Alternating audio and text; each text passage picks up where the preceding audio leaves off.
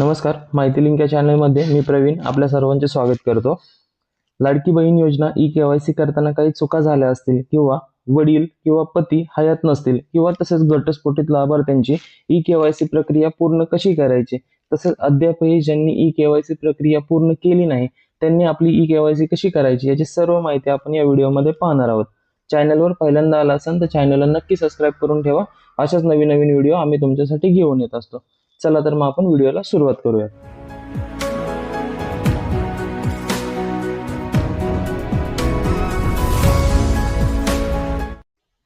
E-KYC करण्यासाठी आपल्याला ladkibhin.maharashtra.gov.in या वेबसाईटवर यावं लागेल।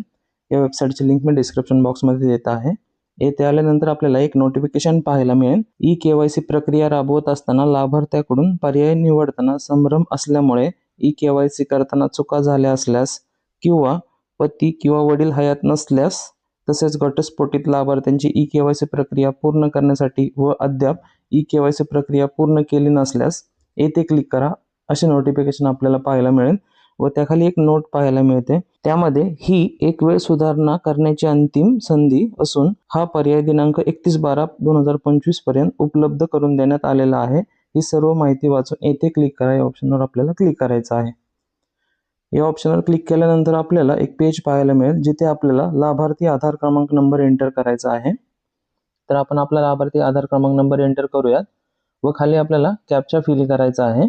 माहिती वाचून मी सहमत आहे व त्याच्यानंतर आपल्याला OTP पाठवा या ऑप्शनवर क्लिक करायचं आहे।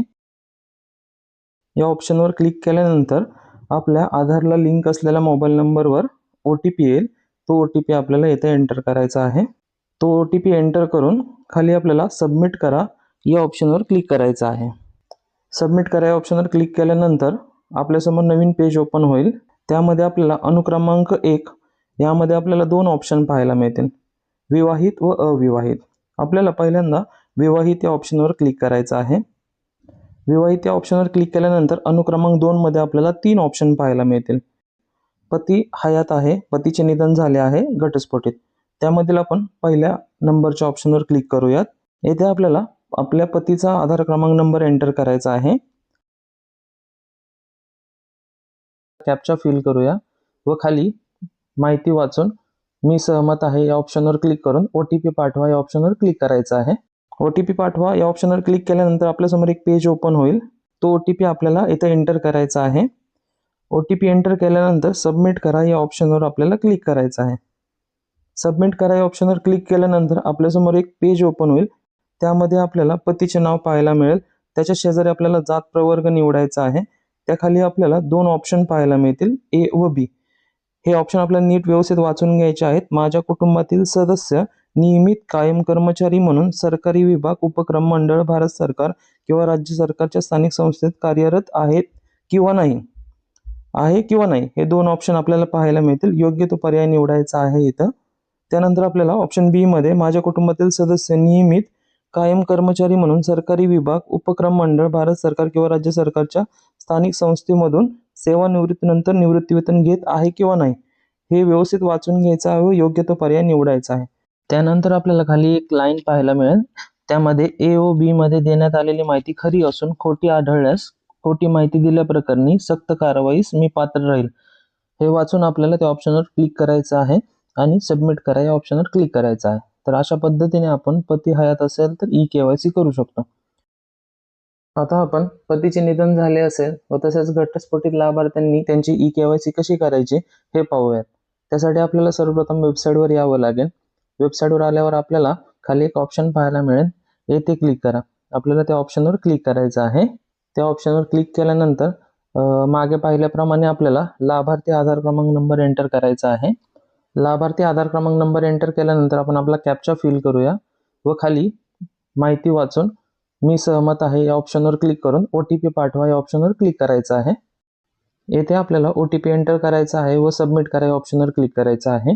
सबमिट करा या ऑप्शनवर क्लिक केल्यानंतर आपल्यासमोर एक पेज ओपन होईल। त्यामध्ये आपल्याला दोन ऑप्शन पाहायला मिळतील, विवाहित अविवाहित। आपल्याला विवाहित या ऑप्शनवर क्लिक करायचं आहे। त्यानंतर आपल्याला 3 ऑप्शन पाहायला मिळेल। त्यातील आपण पहिल्यांदा पती हयात आहे तर ई-केवायसी कशी करायचे हे पाहिले। आता आपण पतीचे निधन झाले, घटस्फोटित लाभार्थ्यांनी ई-केवायसी कशी करायची हे पाहूयात।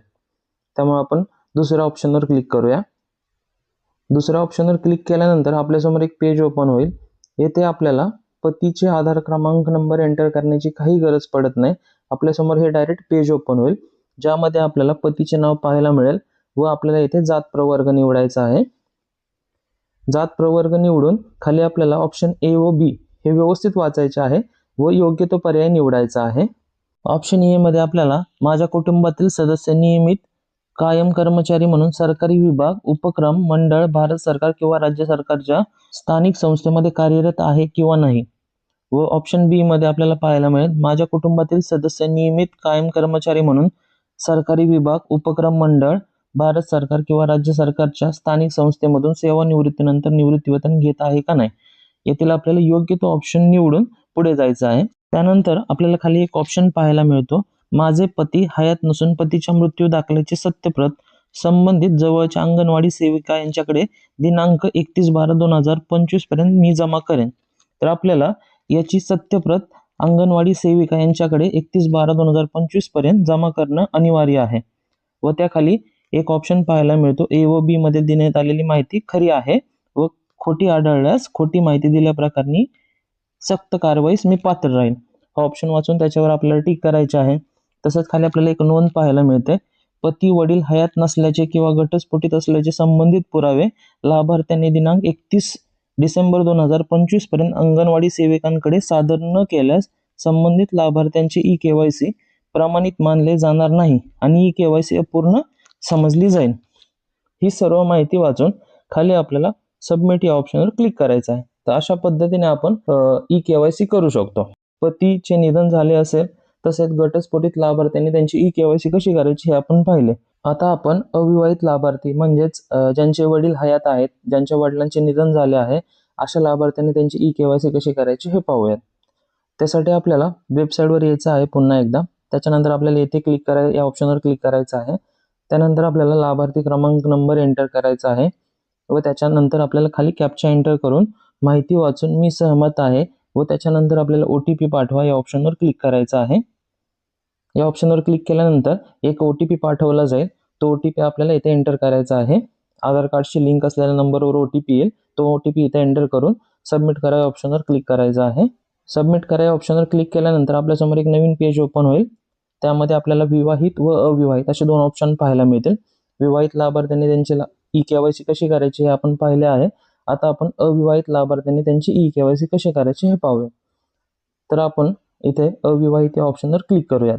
अविवाहित या ऑप्शनवर क्लिक केल्यानंतर आपल्यासमोर दोन ऑप्शन पाहायला मिळतील. पहिल्यांदा वडील हयात आहेत व वडिलांचे निधन झाले आहेत असे दोन ऑप्शन आपल्याला पाहायला मिळतील. सर्वप्रथम आपण वडील हयात आहेत तर ई-KYC कशी करायची हे पाहूयात. त्यासाठी आपण त्याच्यावर क्लिक करूया. इथे आपल्याला वडिलांचा आधार क्रमांक नंबर एंटर करणं गरजेचं आहे.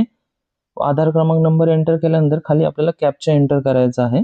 कॅप्चा एंटर करून खालील माहिती वाचून मी सहमत आहे व OTP पाठवा या ऑप्शनवर आपल्याला क्लिक करायचं आहे. OTP पाठवा या ऑप्शनवर क्लिक केल्यानंतर त्यांच्या आधार कार्डला लिंक असलेल्या मोबाईल नंबरवर एक OTP पाठवला जाईल. तो OTP आपल्याला इथे एंटर करायचा आहे. OTP एंटर केल्यानंतर खाली सबमिट करा या ऑप्शनवर आपल्याला क्लिक करायचं आहे. सबमिट करा या ऑप्शनवर क्लिक केल्यानंतर आपल्यासमोर एक पेज ओपन होईल. त्यामध्ये आपल्याला वडिलांचे नाव पाहायला मिळते.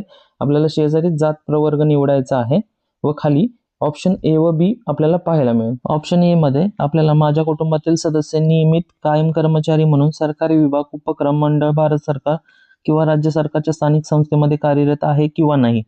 व ऑप्शन बी मध्ये आपल्याला पाहायला मिळेल माझ्या कुटुंबातील सदस्य नियमित कायम कर्मचारी म्हणून सरकारी विभाग, उपक्रम, मंडळ, भारत सरकार किंवा राज्य सरकारच्या स्थानिक संस्थेमधून सेवानिवृत्तीनंतर निवृत्तीवेतन घेत आहे किंवा नाही. हे ऑप्शन आपल्याला योग्य रीतीने वाचून घ्यायचे आहेत व योग्य तो पर्याय निवडायचा आहे. त्याखाली आपल्याला ए व बी मध्ये देण्यात आलेली माहिती खरी असून खोटी आढळल्यास खोटी माहिती दिल्याप्रकरणी सक्त कारवाईस मी पात्र राहील. हा ऑप्शनवर क्लिक करून आपल्याला सबमिट करा या ऑप्शनवर क्लिक करायचं आहे. अशा रीतीने आपण वडील हयात असतील तर आपली ई-KYC करू शकतो. करू शकतो. वडिलांचे निधन झाले असेल व ई-KYC करायचे असेल तर संबंधित पुरावे आपल्याला अंगणवाडी सेविकाकडे जमा करणे गरजेचे आहे. तर अशा पद्धतीने आपण आपली ई-KYC करू शकतो. व्हिडिओ आवडला असेल तर इतरांना नक्की शेअर करा. धन्यवाद.